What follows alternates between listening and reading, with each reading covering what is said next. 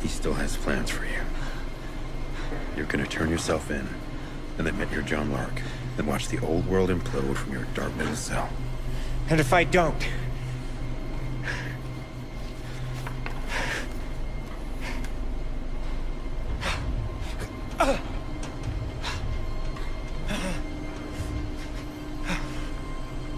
I'm her guardian angel, Hunt.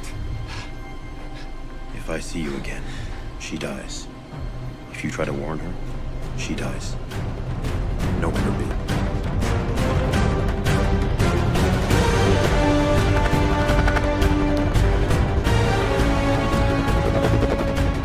Hello, welcome to The Road to Mission Impossible Final Reckoning. Our look back at the Tom Cruise-led action franchise before we see Ethan Hunt running for the last time.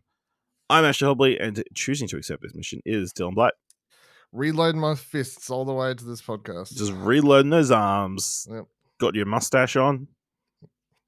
I could, We tried to get it CGI'd out, but they just wouldn't let us. Yeah. Today, we're talking about Mission Impossible Fallout, which, featured Henry Cavill quite prominently.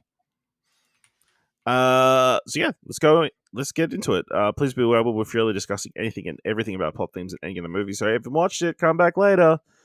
With that said, let's jump to our discussion of Mission Impossible Fallout. You had a terrible choice to make in Berlin. One life over millions. And now the world is at risk. This is the CIA's mission. If he had held on to the plutonium, we wouldn't be having this conversation. His team would be dead. Yes, they would. That's the job. Down with the victims. We both know you need them. Stuck in the middle of all irrelevance. You don't understand what you're involved in. You need to walk away. Please don't make me go through you. How many times has Hunt's government betrayed him, disavowed him, cast him aside? How long before a man like that has had enough? Debuted July 27, 2018, directed by Christopher McQuarrie, written by Christopher McQuarrie, starring Tom Cruise, Henry Cavill, Ving, Rhames, Simon Pegg, Rebecca Ferguson, Sean Harris, Angela Bassett, Vanessa Kirby, Michelle Monaghan, and Alec Baldwin. Ethan Hunt and IMF team joined forces with CIA assassin August Walker to prevent a disaster of epic proportions. Arms dealer John Lark and a group of terrorists known as the Apostles plan to use 3 plutonium cores for a simultaneous nuclear attack on the Vatican, Jerusalem, and Mecca, Saudi Arabia. When the weapons go missing, Ethan and his crew find themselves in a desperate race against time to prevent them from falling into the wrong hands. Dylan, what are your thoughts on Mission Impossible Fallout? Look, I think this is the best one. I'll put that out there. This is the best of all things Mission Impossible as far as I'm concerned. It's got, has great chase scenes, stunts, fight scenes, the continuation of, I think also continuing the villain in makes it so from the get-go you're already in as an audience. You're not building up and you have all this mystery or whatever else. It's like, as soon as it's Solomon Lane, you're like, okay. And then the whole movie having that mysterious person in the background, but you still know he's from the same, he's like a apostle or whatever they call him of his thing. So it's cool. And then Henry Cavill in this movie is fantastic. Once it's revealed he's a bad guy, I think in that last half hour or whatever, 45 minutes, just really good turn for him to be able to play that role. And I would think he was always a bad guy, but turns out to be a much badder guy. Much badder guy, yeah. But Cavill and Cruise both have really good, I think, chemistry on screen together throughout the whole movie. We get more Rebecca Ferguson in this movie. The introduction of Angela Bassett is good because she just brings a strong presence to every time she's on screen, and it'll be interesting to see how her character shows up again in the latest one. Mm-hmm. Yeah, I know. I think it's easily the best one. It is like just a fucking, this is an action movie. When people are like, what's a good action movie? You're like, Mission Impossible Fallout. That's a good fucking action movie. I wouldn't say it's easily the best one. That's purely just my own opinion. Really enjoyable, fun time. Like you said, Henry Cavill, what a adversary for Tom Cruise to have to deal with, literal Superman. And getting all the team back together. We also get Vanessa Kirby for the first time, which is really great in this movie. I again, my problems with the last film of like Tom McKay knows exactly what we're doing and is like so many steps ahead, and there's like several, maybe too many twists on the twist of like, especially like when they're trying to trick August into revealing his Solomon Kane, the discussion beforehand of this is the trap, no, this is the trap, of that whole thing could be a bit much. Also, I don't love all the flashback, the dream sequences, several dream sequences of this. I think there's 2. There is multiple. You're correct. 2 would be multiple. There is multiple. It just kind of feels, a little bit odd and not like the franchise. It's not something the franchise has done before, but they're No. and they're really trying to present Ethan as, Ethan is like subconsciously working out what's in his future. No, I think he's just a haunted man. Yeah, like he's. But all of his dreams are foreshadowing what the events of the film. Yeah. What a, That's a coincidence. It's crazy. I don't know if it's a coincidence. All right, let's dive into the plot of the film. Let's go, because this movie also has a banger of an opening. By opening, I mean 20 minutes. Let's see how Wikipedia butchers this one. 2 years after the capture of rogue British agent Solomon Kane, his terrorist network, the Syndicate, has reorganized as the Apostles, a terror for hire group. They're recruited by extremist John Lark to acquire 3 plutonium cores for nuclear bombs he will use to dismantle the existing world order. Impossible Mission Force agent Ethan Hunt fails to recover the cores in Berlin after the Apostles take his teammate Luther Stickel hostage. Ethan chooses to save Luther, but the Apostles steal the cores. Ethan, Luther, and teammate Benji Dunn capture Lark's nuclear weapons specialist. Hold on.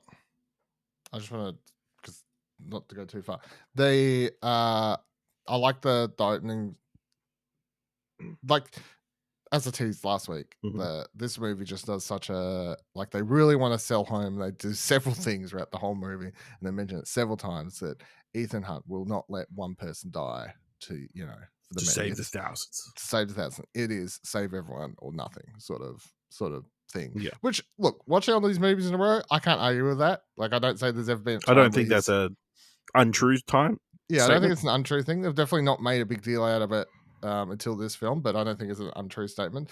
But between the start of this movie, several people mentioning the cop when we get to her, all that sort of stuff. But the only thing that annoys me about this opening sequence of the thing is it seems like they run ahead all of like maybe 6 meters to go check on Luther. No, it was at least 20. But then like there was no one behind him, and then like I don't even know where the fuck they would have gone. Like it's a full on road. Benji, just take the case with you to go check out. Yeah. But like they make a thing of showing the camera like pan out to be like car, case, empty road. Just go sort of thing. But apparently in that like all of 2 minutes, like someone swooped in and drove off. I'm like, what the fuck? Anyway. Ninjas, yeah. Only way to explain it. You have to the doctor being captured in the hospital. Yes, I know. Either Luther and teammate Benji capture Lark's nuclear weapons specialist Niels Delbruck and trick him into providing schematics for Lark's bombs. What a good ruse. Something we haven't seen from a Mission Impossible film since the first one. With like the walls closing down. It's like they're on a set. Mm-hmm. I love it. I love this whole scene, this play out. Because I remember watching it for the first time and like I believed. It's like, fuck. I was like, pretty man, crazy. This movie's wild. Like they're just like they've had 3 nuclear weapons come. They're doing a whole story where it's like they've actually like blown up some shit and they're dealing with it, and they've like the movie starts and Ethan's already lost. They're sort of having to go there, and then just when everything collapses down and You know, and then the opening credits start playing. Then I was like, "Fuck, that's a banger of an opener." Like, That's pretty good. CIA intelligence agency director Erica Sloan confronts Ethan and IMF director Alan Hunley over the team's failure to recover the plutonium. She insists on sending her Agent Walker with them to find the cause, directing him to consider anyone expendable. Ethan and Walker perform a halo jump above Paris and infiltrate a nightclub where Lark will purchase the cause from arms broker Alana Mitstopoulos, or the White Widow. Obviously, probably like one of the most famous stunts from this film of them doing the halo jump, which they actually did with the cameraman who also jumped out. You know, they didn't have a storm going at the same time, but yeah, all that aerial stuff is real, which is crazy. Again, fucking Tom Cruise wanted to do a bunch of crazy stuff. yeah, I think it's cool, but I do think it's one of the times in this series where, like, because they add all the thunder effects and everything, like it's nearly like the too much special effects ruined the point of even doing it like properly. It to the point that you could have just CGI'd the whole thing nearly. Could have done it on a set, or like a whatever those giant fan things are. Yeah. But yeah, I mean, quickly set up the dynamic between Hunt and Walker. You know, with Hunt wanting to slow down because of the storm and just Walker jumping out of the plane, only to get himself electrocuted and almost die. Good times. They approach a man who they believe to be Lark, but after an intense fight in the men's room, Ethan is almost killed until his MI16 ally, Ilsa Faust, intervenes and kills Lark. Great fucking sequence in this bathroom. Just, the slow build up and this was it Liang Yang is the decoy Lark, who has a long stunts history. But yeah, what a fight and what a chance to see again Hunt and Walker's two different styles of things. Hunt just trying to Walker seems very much trained. Hunt is just trying to get by. Yeah, it's a very good. His number one move is jump at the person. Yeah, I like that part where it's after Henry Cavill gets his ass kicked and then he's just on the ground. He does a little takes a moment to be like, okay, and he stands up slowly and then just fucking charges the dude. But yeah, I mean that's after breaks the fucking case. Cavill breaks the freaking case, the mask case, one of the most important things in the thing, by smashing him in the face. And there's also a moment where a bunch of Frenchmen, including Chris Kattan, come in because it looks like they're having group gay sex in the bathroom stall to bother them. Fun times. But yeah, I mean that bathroom, very destructible. They went through nearly every single wall that was there, just throwing everybody everywhere. But yeah, he also comes in and just shoots him straight in the head. Yep. Yeah. As they say, can't you make a mask? Yeah, you need a face for a mask, and there is no face. So Hunt is left to portray Lark. Assuming Lark's identity, Ethan meets the White Widow, who gives him one core and explains that the Apostles will deliver the others after he attacks a police convoy and liberates his prisoner, Lane. Cool reveal. Really fun to get this bit of Vanessa Kirby in this film as the broker behind everything, including and her brother Zola. Yeah, I love Vanessa Kirby in this. She does such a good job at just playing this role. I think it's one of the. I'd say I don't really watch The Crown, but like I'd seen clips like obviously of her in that which I can't remember if that was before or after this, where it's like That's that before. and The Crown. This and The Crown, I think, are obviously the two big things. And then she was the only good part in Hobbs and Shaw, obviously. And then she was one of the only good parts in Napoleon as well. So she has a good Yeah. string of things, but she does, this character I just think is a lot of fun because she just does such a good job at playing someone who like so honestly is just in it for the money. That's sort of fun. Like her moral grounds is like grey as like, fuck. yeah, very, very grey. And I enjoy that. I think it's fun. Really enjoyable. So it's also the type of character that, like, honestly, this sort of character seems like a character you would see in the John Wick franchise more. If that makes, you know what I mean? Like someone called the White Widow who like deals and trades and like insects and just just very works with anybody and everybody. Yeah, very like morally grey coded and stuff. So yeah, absolutely.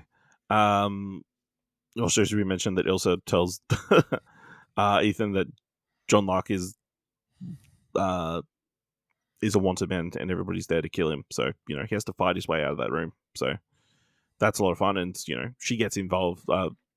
Vanessa Kirby killing some random assassins going after him. So that's a good time. Ethan deviates from the plan and rams the truck carrying Lane into the scene to protect his police escort from Mistopoulos' mercenaries. He leads the police away while his team secures Lane and thwarts an assassination attempt by Lane on Lane by Ilsa. Obviously, massive, chase sequence through the streets of Paris. Of course, Hunt's bike doesn't work properly. He has to, get by. Very cool. Good time. it's a great sequence. I love the This was the other thing. Then they had the planning sequence where they like shoot everybody, the first time. But then you see Hunt's plan. That's true. Yeah. So I guess it's 3. I guess 3 not actually happening sequences. Yeah, I don't know. I never thought about not really liking him because like this one where it's like just obviously him playing out in his head how it's meant to go and being like, well, that's not happening. Again, I think it's just meant to show that playing it out and killing a couple cops is not an option for him. Like for the greater good. But also as he explains, Zola and all his men would probably get killed in the crossfire as well. So. Yeah. So then when he switches it up and rams them, as soon as like it starts, because as an audience, the first time you don't know what the hell's actually going to happen. But as soon as he like steps on the accelerator and just slams Solomon into the water and just throws everyone out of the truck, you're like, what the fuck are we doing? But yep, I'm in. Yep. So yes, we do get that scene where they're getting into a car and just happen to a police officer just standing right in front of the car which they're stowing Solomon Lane with a bag over his head, looking super suspicious. Very suspicious. I think putting anyone into a car bag over the head. Yeah. And after trying to tell her to just walk away, the White Widow's men shoot her. And rather than let her get killed, Hunt takes them all out and helps her call for backup while they escape. They're then set upon by a random woman on a motorcycle with a helmet on. Wonder who this could be. And they kind of split up, and Faust and Solomon Lane, Tom Cruise are together. It turns out it's Ilsa on the bike, and she, much like in the last movie, just stands in the middle of the road. Only this time, Tom Cruise runs her over. Not this time, bitch. No, not crashing out again. Your turn to take some damage. So yeah, they get away. It's good times. I like that car chase in the shitty little car just because they do some really good. I mean, it's funny. Really like tight turns and stuff. The shittiest cars are like sometimes the most fun. Yeah, provide the best one. They get to do. They just get to do really tight turns and there's not the fear of like destroying it. You know what I mean? Yeah. So. Meeting later with Ethan, Ilsa explains that MI6 assigned her to kill Lane to prevent foreign governments from interrogating him and prove her loyalty after working undercover as a syndicate agent. She was sent to protect Lark and ensure Lane's escape, but disobeyed to protect Ethan. Meanwhile, Walker gives Sloane evidence suggesting that Ethan is actually John Lark. Wouldn't that be a big, crazy twist? The team brings Lane to London for the exchange, but Hunley confronts them with Walker's evidence. The team tricks Walker into admitting he is Lark, and Sloane sends a CIA unit to arrest them all. Would love to have known what his evidence was, other than like exactly what he gave Sloane about what a coincidence that all these things happen. Just a bunch of coincidences. Ethan Hunt's been betrayed a bunch of times. Really hasn't been betrayed that many times. I mean, he's had to face a bunch of betrayal, like he's been betrayed more times than most people would like to be betrayed. That's true. Yeah, but he's understood most of the time. Obviously, we get like multiple twists. We get Benji getting to wear his first mask. The only mask appearance in this film. No, he wears a mask at the start of the film. Oh yeah, the second two appearances in this film. But Benji wears older masks. That's true. But this is the cool moment where he's wearing the Solomon Lane mask. It's kind of weird that he knew the insider stuff, that Lark was bad and like could hold a conversation for a bit before Hunley came in. You know what I mean? I mean, they're just playing off what they're presuming, right? Presuming, yeah. Just lucky guesses. Yeah. The whole time, so. That's what they do best. Yes. But yeah, old Angela Bassett sends her team in to collect them all, but it turns out a bunch of them are actually Walker's men. And they kill everybody, including Hunley, who, was in on the thing the whole time and looked like he was having fun being an IMF agent, like tricking people. And he dies in Tom Cruise's arms. But yeah, then Tom Cruise runs through the city of London, chasing down Walker as he is trying to escape, very calmly. Running in a not linear path on the rooftops of London, through buildings, to Benji's dismay, because he has got his map on 2D and top down. Good chase, really fun. Obviously, this is also a segment where Tom Cruise broke his leg, right, or foot. Breaks his ankle. It's the shot that's in the film, and once you see it, you can't unsee it because because it's a really long runner where he's running for a very long time, jumps off a roof, and like doesn't he hangs for a second. And then you see himself up. Really, then you see the reverse where he gets up and runs, but then he's like limping. He limps off screen. He limps. So whether they shot it from both angles at the same time, maybe? Yeah, they did. In the behind the scenes video, they shoot it and everything like that. So he pulls up, he limps off screen, and then he like collapses. And he's like, I think I broke, the thing.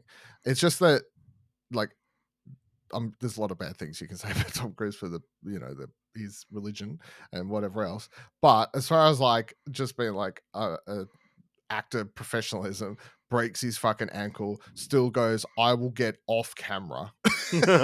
Like, I will finish the shot, limp off screen so I'm past the camera, and then be like, I'm fucked. Yeah. Very much a wrestler thing, Yeah.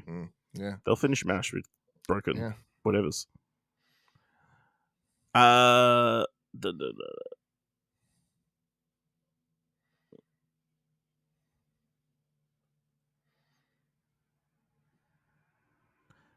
So Ethan gives chase until Walker reveals that he has located Julia, Ethan's ex-wife, who was sent into hiding to protect her from his enemies, and threatens her life. Walker is unable to kill Ethan as Lane is withholding the remaining cores until he gets revenge against Ethan. Kind of. And like the way he does it as well, of him going up the elevator and Ethan being underneath and pretty much unable to get at Walker. Because I just like the like Cavill being like, fucking, I could just. And then just leaving that photo you can't, there. Can you? And he's like, no. What is it? Know when you're beat. Yeah. is the line, Know when you beat. So yeah, even though he gets out from the elevator, he has to watch as Walker flies away in a helicopter.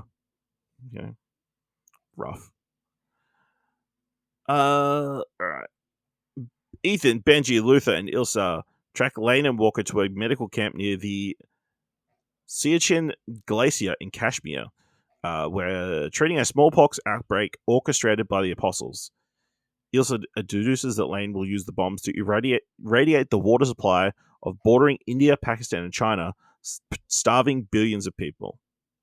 I don't think we mentioned it at the top, but like the whole thing is they want to inflict the greatest amount of suffering because that will bring about the greatest amount of peace. Yeah, that's the quote from the the fucked up manifesto. ideology that is running through a lot of these movies, going back to Ghost Protocol. Of we're doing bad things, but it's for all like the greater good. We feel justified in the terrorism that we're doing, Bunch of which I incels guess again. is what all terrorism is like. They feel super justified in what they're doing. Yep. It is apparently like the ideology as like dumb and whatever it is like throughout history as a thing that people think though. Like Yeah, if for these crazy people that think they got to start world wars and whatever to fix the world, it's like, well, you got to fucking blow everything up to start again, you know, like yeah, it's a running thread throughout history. So Benji explains that the bombs operate on a circuit, meaning defusing one bomb will trigger the other unless the detonator is first disabled. Very complicated, almost like it's some sort of impossible mission. At the camp, Ethan discovers that Julia and her new husband are leading the medical care at the request of an anonymous donor. The bomb countdown is armed, and Walker leaves with the detonator by helicopter, while Lane remains behind to die. Yep. What do you think of the? I love bringing Julia back and Julia back. Yeah. So it's again one of those things where you think back that, you know, the when Christopher McQuarrie like changed it in the script for 3, because that's the report that he changed it that she doesn't die is when he did these like uncredited rewrite. That leads all the way to, you know, these 2 films and her character actually still being this part, and I can't picture this film without her now in it, to be honest. Yeah. To be honest, I think that's maybe why I just like the dream sequences. It's like foreshadowing that reveal. Yeah. It's like, oh, she's definitely going to show up at the end of this movie. Like, yeah, I still think it made for a cool because it is, and like it just doesn't trust the audience to remember that she was a character previous in the franchise. Yeah. Yeah. I think like rewatching it, it's like the first time watching it, I didn't expect it to show up there because like I wasn't actually thinking about it. I was so focused on probably what was actually happening, sort of thing. But it's like rewatching it now, just the discussion where they're like, why the hell did they have this? Like, why are they got to do it at this thing with the medical team? Like, why is that? You know, like they say it a couple times. Like, why is this medical team there? And then it's like, yeah, well, of course, he's to inflict the most amount of revenge. You got to have the greatest suffering, so whatever. But yeah, it's sort of, they mention it right at the start of the movie too, and I only clicked on this time that right at the start. Yeah, they talk about where it is Kashmir. Yeah, Kashmir. They talk about the smallpox. They mention that in the first like 5 minutes of the film. I think it's in the Wolf Blitzer news report, right? In that as well. Yeah, so they mention it several times, and by the time you get there 2 hours later, that they're like, oh, it's in Kashmir, and they're like, yeah, there's a small group here. You're like, I think either subconsciously. Oh no, it was in the mission briefing at the start. That's right. Yeah, it was watching explaining how the apostles are like an off cut. Yeah, that's definitely what I remember them showing it in there. So they mention it there to set you all the way up for the end to be like, yeah. So he basically inflicts smallpox, kills a bunch, however many people, only so he can get Hunt's closest loved one there. So he can have all of Hunt's loved ones in one place. Yeah. How did they actually figure it out that they're going to Kashmir? He's like, oh, they're flying over Europe or whatever. I mean, like, I don't think it's. I think it's just like you guessed. I think the presumption is based on his, like, I guess you would just be like based on the. I mean, you could probably figure it out, like speed divided by distance, altitude of plane. I'm sure there's a. Yeah. Okay. obviously the Wikipedia article skipped over one important thing to me of Luther talking to Ilsa before she agrees to go on this mission. And talking about, how Talking about Ethan has only ever been serious about two women. Yep. And he explains, his love of Julia. Again, foreshadowing what's about to happen. It's like, hey, you should come on this mission because he's going to be worried about you. Which turns out to be not true at all. He's way too busy to be concerned about Ilsa at any point during this mission. The thing is, with Ethan Hunt, is he's concerned about everyone, Ash. He is concerned about everyone. He's concerned about everyone. But yeah, that was just give you Julia, let you know what happened with her. But yeah, then we meet Julia. She's got a new husband played by Wes Bentley. Yes, Wes Bentley, who's probably more prominent now. Definitely more prominent now. I love the moment where they see each other for the first time and they're like, does he know? Because he knows exactly what's happening, kind of straight away. Also, she's like, "Are you working?" He's like, "Yep." Yeah, it's like he's not working. Oh, yes, I am working. Yeah. That's really good. Also, the entire team just standing there watching the entire. Yeah, I like that, but I do like the shot where she looks over, sees them all, and she's like, "Oh fuck!" Like He's just aware her something's wrong. Something's very wrong if they're all there and he's there. Yeah, and then saying sorry and then running away. Yeah, really great. I've never seen Tom Cruise walk, actually. I'm sure he's walked at some points. Yeah, Luther and Julia work together to fuse one bomb that they find, while Ilsa and Benji subdue Lane and begin defusing the second. I mean, that's jumping over a lot of stuff. That jumps a lot of stuff, but that's fine. Definitely jumps over her getting captured and Benji nearly dying. And well, you got to, it should be also pointed out this much like Fast, what was it? Fast 6 with the runway. Yeah, this last 15 minutes, that 15 minutes lasts a very long time. It does go. There's not a lot you could write. I'm sure the script was like, Ethan Hunt and August Walker are in helicopters. Action happens. Yes, in under 15 minutes, Ilsa gets captured, tied up, and then is able to escape. Yeah. Even though gets tied up real good. Yeah, we get. It's good action. It's a good fight between because obviously he's getting choked out and kicking the chair, and she does her same thing I think she done in the last film where Rebecca Ferguson learned how to fucking choke someone's neck with her thighs. So yeah. Useful skill to learn. Yeah. Takes him out and is able to save Benji, thankfully. But one of my favorite moments, Julia's there, wants to help out with the bomb. It was like, hey, I like her. Yeah, because she says hearing of the when because he's like, grab the right one. And he goes, obviously she goes to grab the left one. He's like, no, the other right one, the red one, whatever. And then she double checks him or whatever because he's saying wrong things just to be a smart ass. It's like, I like her. Yeah. So while this is happening, Ethan Hunt has taken a helicopter, or jumps onto a helicopter which has some sort of payload. Climbs his way to the top, and in natural Ethan Hunt style, because he's got too much time on his hands, he falls all the way down, and has to get all the way back up. Hijacks the helicopter by taking out the crew members. Unfortunately, he doesn't really know how to fly a helicopter, and he's learning on the job.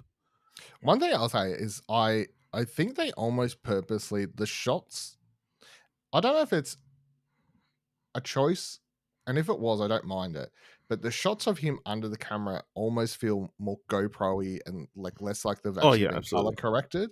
And if they chose to not color correct them to match the rest of the tone, just so people can feel that it's more of him that, underneath GoPro on a thing, more raw footage, because they definitely have a more raw footage to it. I'm totally fine with it, but you can tell watching it, it just feels more like a just unedited, uncolor corrected footage of something. Yes.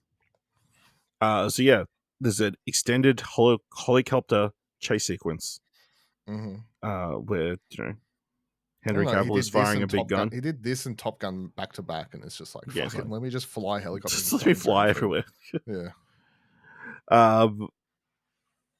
yeah, eventually he's able to ram the other helicopter. Mhm. Surely sending them both to their doom. I don't know how it was a fantastic idea, but luckily No, they should like. There's so many times where people should die in these films, but I have no problem with it. Like, it's fine. Thankfully, they both land on the same ridge. And the helicopters kind of come together. And they simultaneously crash down the ridge. Is the whole thing. Henry Cavill gets his face burnt out. Henry, engine oil or whatever. I mean, he gets it covered in engine oil, but I don't know why he got all burned up, you know? I don't know. It's not like there was a match that went off and like he got burnt too fast. Is it acidic? Is it hot when it comes out? It could be acidic. Or I don't know how it works. Yeah, I don't know. That's true. You know, but yeah, he is not a pretty man at the end of this. No. And the helicopters are being held on the ledge by a single hook with a rope. And both of them kind of fall off the cliff and have to kind of rock climb back up. Call back to Mission Impossible 2, where Tom Cruise rock climbed out the wall. And Tom Cruise is kind of sick of Henry Cavill following him, so he yanks on the wire. And Henry Cavill takes a hook to the head before falling to his death. Yep. Rip. Probably one of the more brutal. Goes straight through his fucking. One of the more brutal villain deaths in the series. Yeah. Doesn't look like it goes under his neck or anything. Like, it looks like it goes straight through his forehead. Top of his head. Yeah, straight through his forehead. Yeah. Just yoink. Yeah. And you watch it, actually, the helicopter lands and like starts to explode, and you can still see his body like ragdoll being pulled into the fire. Like, it's pretty good. Yeah. But yeah, he needs to keep climbing up because the time is going down on the detonator. And he needs to remove that key. How good is the like tension build up of the like timer? You know, a good action thriller movie like this has to have at least, you know, like a sequence like this is a cinema testament. Like, this is the type of scene that's been done a million times over. But I'll tell you what, this one does a fucking really good job. Yeah, because we don't know. They can't contact Ethan. We never see him grab the key, so they just have to hope and believe. I love all right, we'll do it on 2. And when Benji's like, why don't we do it on 1? Which I'm like, good fucking point, because if you're going to 2, and when you need every second count. He goes, we're never going to get that second back. It could be our biggest regret. And it's like, yes, Benji, you are right, dog. And guess what? I think he was right, because based on like what we see, and then at the end of the movie where Ethan's asking, he's like, how close was it? And he's like, the usual. It's like, it was 1 second. Let's be real. It was 1 second. Yep. But you get that slow moment where like it's just J.J. Abrams came back to the direct for a moment. Ooh, we get a big old lens flare. Yeah, it's like, did everybody die? Is this the end? Yeah. That'd be rough. But yeah. Ethan got it out last seconds in his mouth, climbs onto the ledge, is thankfully saved by the CIA, because if they hadn't come, he would be stuck in the middle of nowhere and dead for sure. I'm like, at no point did he think, how the fuck am I going to get back to anywhere? Because that seemed like not accessible terrain at any point. So yeah, then he gives his final goodbye to Julia. You know, I don't think we're going to see Julia ever again. He kind of forgives himself for bringing her into his life because she is very happy with her life as is now, traveling the world as Doctors Without Borders kind of person, helping people wherever they need help. And yeah, but yet this happy ending with the joke of it coming as close as humanly possible before the end. So yeah. Dylan, what's the most impossible moment of Mission Impossible Fallout? This one has a lot, doesn't it? You know, like really stand out. When you break it down, there is a lot. When you break it down, yeah, there's a lot.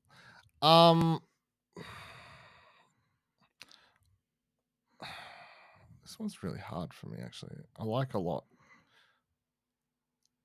I do like a lot. I'm going to say those arms. Let's just go back to it. Those are iconic. It's an iconic moment, iconic gif. Yeah. You know, iconic moment in the trailer. They got everybody wanting to go see the movie in the first place. Yeah. Yeah. I mean, it's not as like bombastic as all the stunts and whatever for the movie, but it is the moment. So yeah. Just reloading those arms. His choice. I always liked the story that wasn't a direction. It was just because Henry Cavill was like, you know what, fucking let's do something here. Let's do something here. We make the moment. Yeah. I mean, I guess the helicopter chase. I mean, it's a bit long, enjoyable, but it's very good, intense. Or maybe even just the last fight of them, and the hook to the face. Pretty cool. Anything else you want to discuss from the film? What do you think Ilsa and Julia said at the end of the film that we never get to hear? Don't know. And we'll never know. No, I'm waiting to find out in the next film when they have a flashback. I will note this film is the last time we actually have a head of the IMF. Currently. It's very weird. Wait, isn't Goodrich? No, he's not. He's like CIA. Mm. I don't know if the implication is that Erica Salone does the same thing that Hunley does and takes over as IMF after he dies, and that's why that's going to be her role in the next film, because obviously she's in the trailer. But I might rewatch it tonight ahead of recording, but Kidridge's thing is like CIA. So I don't think they ever mention who's. It's very weird to have a Mission Impossible film that doesn't have at least one scene or something with the head of the IMF, Yeah. And this is the last one we had. So, he's current director of the CIA. So maybe. Yeah, that's what I mean. Oh no, she's not. She's not the CIA director. She's got a bigger promotion. How do you know? I'm reading the Wikipedia page for the next movie. Is that like rumored though? Like how we confirm? Let me see. I mean, look, it makes sense, like because she only has like 2 shots in the trailer. That doesn't tell me anything, but like I'm fine with if she, similar to Huntley, was like that.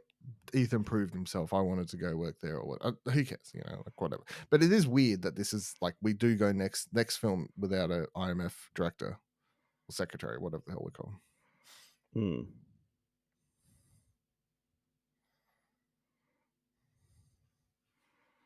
Yeah, I can't find a source for her new position.